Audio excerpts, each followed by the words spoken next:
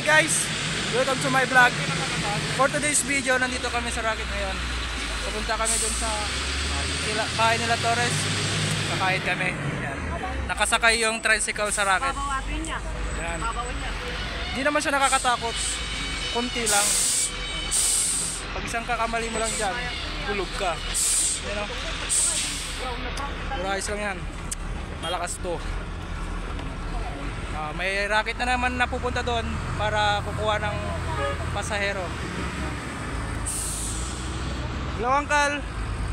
Hi ka sa vlog. Romnek! Hi ka sa vlog.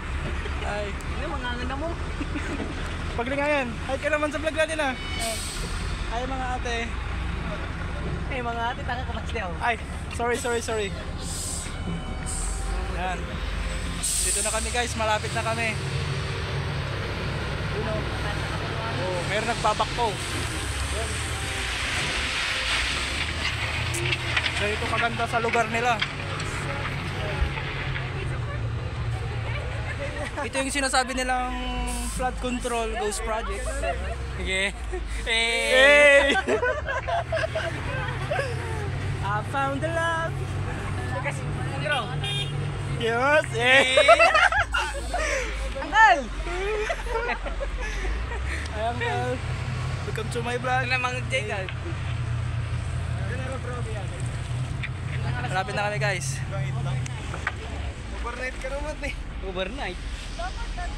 Napagturo kami kay Balayaw. Guys. Ako yung nagugutom na pero ox lang. Dalam sa? Yes. Yan. Sabi na guys oh. Look at that. Ito nga pala yung anak ng kontraktor. Ito po. Yan. Kaya ganito yung kanila. Nagre-rocket na lang kasi. Yan.